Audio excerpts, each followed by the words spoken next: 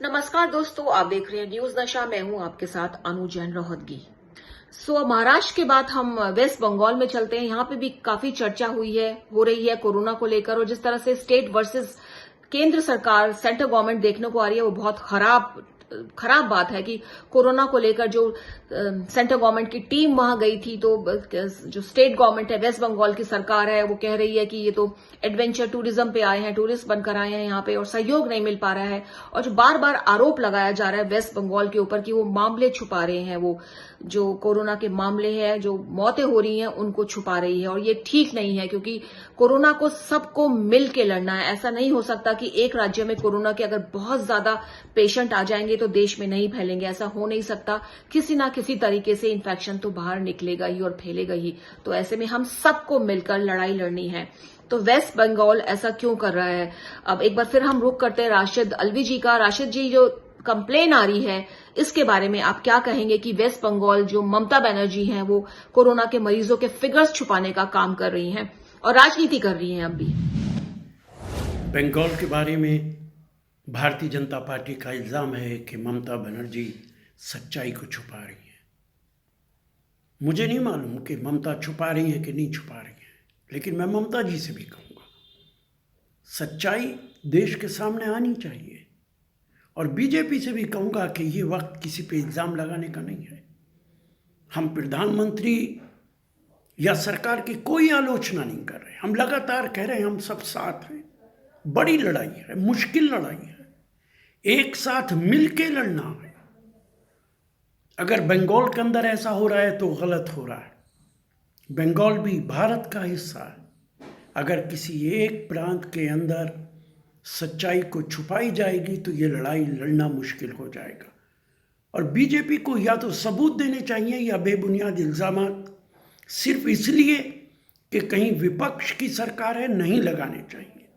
BBC तो पूरे भारत के आंकड़ों पर शुबा पैदा कर रहा है, लेकिन हम उसकी आलोचना नहीं कर रहे। सारा देश एक साथ खड़ा है।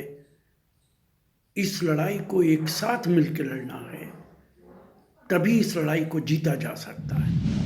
तो राशिद अल्वी जी ने सीधा जवाब नहीं दिया, लेकिन नसीहत तो दे दी है बीजेपी को कि ये समय इल्जाम लगाने का नहीं है और हम सबको मिलकर कोरोना की लड़ाई लड़नी है। और अब चलते हैं शाहनवाज हुसैन जी के पास। शाहनवाज जी, जो कंप्लेन कर रही है बीजेपी, लगातार ये कंप्लेन कर रही है कि फिगर्स छुपाए जा रहे हैं, तो इसके पीछे मंशा क्या हो सकती है? क्यों ऐसा कर रही है ममता बनर्जी? क्यों नहीं समझ रही है कोरोना कितना घातक है, और यदि राज्य में फैलता है तो राज्य के साथ साथ पूरे देश के लिए खतरा है? कोविड-19 से लड़ाई लड़ रहा है। कोरोना का खतरा पूरी दुनिया पे है, देश पे है, और प्रधानमंत्री नरेंद्र मोदी जी 135 करोड़ हिंदुस्तानी की फिक्र कर रहे हैं। लेकिन पश्चिम बंगाल में कोरोना पर जिस तरह की ममता बनर्जी सियासत कर रही हैं, ये दुर्भाग्यपूर्ण है, क्योंकि बहुत सारी शिकायतें मिली हैं कि वो कोरोना के जो मरीज हैं उनको वहां दबाया जा रहा है, छुपाया जा रहा है। और अगर केंद्र की टीम सहयोग करने जा रही है तो उसको वो एडवेंचर टूरिज्म कह रही हैं। दुर्भाग्यपूर्ण है। हर राज्य के मुख्यमंत्री इस बात के लिए केंद्र का शुक्रिया अदा कर रहे हैं कि केंद्र कितना सहयोग कर रहा है, लेकिन पश्चिम बंगाल जिस तरह से व्यवहार कर रहा है, ये व्यवहार दुर्भाग्यपूर्ण है। ममता बनर्जी को कम से कम कोविड-19 पर, कोरोना पर सियासत नहीं करनी चाहिए। तो यहाँ शाहनवाज हुसैन जी का कहना है कि लगातार शिकायतें मिल रही हैं केंद्र को इस तरह की, तभी वो इस कंक्लूजन पर पहुंची है कि मामलों को छुपाया जा रहा है, ठीक से इलाज नहीं हो रहा। और जिस तरह से घटनाएं हम देख भी रहे हैं कि मस्जिदों में जो लोग लॉकडाउन का उल्लंघन कर रहे हैं, इकट्ठा हो रहे हैं, बाजारों में इकट्ठा हो रहे हैं, तो कहीं ना कहीं जो शिकायतें भी मिल रही हैं केंद्र सरकार को, इसको लेकर वरिड है। लेकिन यहाँ बिल्कुल साफ एक हमको करना है कि ये समय ऐसा है कि किसी भी स्टेट सरकार को जो सेंट्रल गवर्नमेंट की जो टीमें जा रही हैं उनको वापस नहीं भेजना चाहिए, कमेंट नहीं करना चाहिए, क्योंकि ये समय ऐसा है कि हमको सबको मिल करके काम करना है। और कोरोना ये नहीं हो सकता कि एक राज्य से चला जाए, दूसरे राज्य में ज्यादा फैले तो कहीं ना कहीं दोबारा राज्य में पहुंचेगा ही, क्योंकि कब तक आप अपनी सीमाएं बंद करके रखेंगे? कब तक आप बसें नहीं चलाएंगे, प्लेन नहीं चलाएंगे, ट्रेन नहीं चलाएंगे? तो अगर आप कोरोना फ्री हो भी गए तो दोबारा कोरोना लौट के आ जाएगा।